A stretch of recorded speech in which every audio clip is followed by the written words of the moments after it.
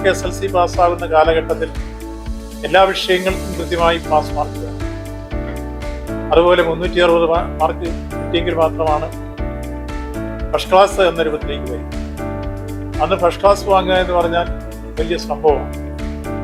ഡിസ്റ്റിങ്ഷനൊക്കെ വലിയ വലിയ രൂപത്തിലാണ്. ഇപ്പോൾ അത് മാറിയിട്ട് ഗ്രേഡിംഗ് ആയി വന്നപ്പോഴാണ് വിദ്യാർത്ഥികൾക്ക് A+ഉം Aയും B+ഉം Bയും C+ഉം Cയും Dയും എല്ലാം വരും. അപ്പോൾ ഉപരിപഠനത്തിനുള്ള അംഗീകാരം നേടുന്ന രൂപത്തിലേക്ക് എത്തിച്ചേരുന്ന തരത്തിലാണ് ആ ഗ്രേഡിംഗ് സമ്പ്രദായം നമ്മുടെ സംസ്ഥാനത്ത് നിലവിലുള്ളത്. ഇപ്പോ A+ വാങ്ങിയിട്ടുള്ള കുട്ടികളെയാണ് നമ്മൾ ആദരിച്ച് അനുമോദിക്കുന്നത്. അവരുടെ കഠിനാധ്വാനം, അവരുടെ നിശ്ചയദാർഢ്യം, അവരുടെ ലക്ഷ്യബോധം, അവരുടെ അർപ്പണ മനോഭാവം ഇതിലെല്ലാം കേന്ദ്രീകരിച്ചുകൊണ്ട് നടത്തിയ പ്രവർത്തനം എത്ര അഭിനന്ദിച്ചാലും മതിവരില്ല. അതിന് എല്ലാ അർത്ഥത്തിലും ഒരു കൈപിടിച്ച് ഉയർത്തുന്ന അധ്യാപകർ വലിയ രൂപത്തിൽ അഭിനന്ദനം അറിയിക്കുന്നവരാണ്.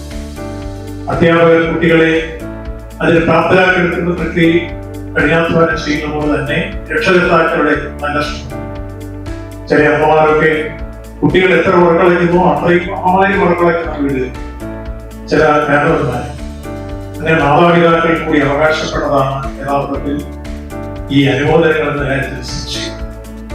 ഇന്നിപ്പോൾ നമ്മുടെ സംസ്ഥാനത്ത് ഈ രംഗത്ത് നമുക്ക് വിദേശത്തേക്ക് പലായനം ചെയ്യാതെ തന്നെ പഠിക്കാൻ കഴിയുന്ന ചില സൗകര്യങ്ങൾ ഉന്നത വിദ്യാഭ്യാസ രംഗത്ത് നിർമ്മിക്കപ്പെടുന്നു. അതിലൊന്ന് കൂടുതൽ ഇന്നോവേഷൻ സെന്ററുകളും ഇൻക്യുബേഷൻ സെന്ററുകളും സമാരംഭിച്ചിരിക്കുന്നു. സ്കിൽഡ് ആൻഡ് നോളജ് ഡെവലപ്മെന്റ് സെന്ററുകൾ സമാരംഭിച്ചിരിക്കുന്നു.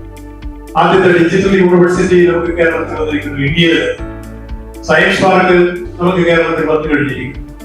ആർട്ടിഫിഷ്യൽ ഇന്റലിജൻസ് പഠിക്കാൻ ഇഷ്ടമുള്ളവർക്ക് അതിനുള്ള സംവിധാനം വന്നു കഴിഞ്ഞിരിക്കുന്നു. റോബോട്ടിക് എഞ്ചിനീയറിംഗിലേക്ക് വരാൻ സൗകര്യമുള്ള കുട്ടികൾക്ക് അത് പഠിക്കാനുള്ള സൗകര്യം വന്നു കഴിഞ്ഞിരിക്കുന്നു. ഇത്തരത്തിൽ ഉന്നത വിദ്യാഭ്യാസ രംഗത്ത് പുത്തൻ കാഴ്ചപ്പാടോടുകൂടി ഗവൺമെന്റ് ആവിഷ്കരിച്ച ചില നീക്കങ്ങളുടെ ഫലമായി നമ്മുടെ സർവകലാശാല തന്നെ, ഇപ്പൊ മഹാത്മാഗാന്ധി സർവകലാശാല തന്നെ ദേശീയ തലത്തിൽ 2-3 സർവകലാശാലകൾ എടുത്തപ്പോൾ അതിലൊന്നായി മഹാത്മാഗാന്ധി സർവകലാശാല മാറിക്കഴിഞ്ഞിരിക്കുന്നു. ഇത് രക്ഷകർത്താക്കളോടായി മാത്രം ഒരു കാര്യം സൂചിപ്പിക്കാനുള്ളത്, ഏതൊരു വിദ്യാർത്ഥിയും അവരുടെ അഭിരുചി എന്താണോ അതിനനുസരിച്ചായിരിക്കണം ഒരു വിദ്യാഭ്യാസത്തിൽ പോകുക. ഒരു കാരണവശാലും ഇന്ന വിഷയം നിങ്ങൾ സെലക്ട് ചെയ്യണമെന്ന് ഒരു കുട്ടിയെ നിർബന്ധിച്ചില്ല. എല്ലാ കുട്ടികൾക്കും അവരുടെ പഠന രംഗത്ത് അവർക്കൊരു ലക്ഷ്യമുണ്ടാവും, അവർക്കൊരു വിഷയത്തിൽ അഭിരുചി ഉണ്ടാവും. ആ അഭിരുചി എന്താണെന്ന് കണ്ടെത്തി അതിനവരെ പ്രൊമോട്ട് ചെയ്യാൻ രക്ഷകർത്താക്കൾ ചെയ്യും.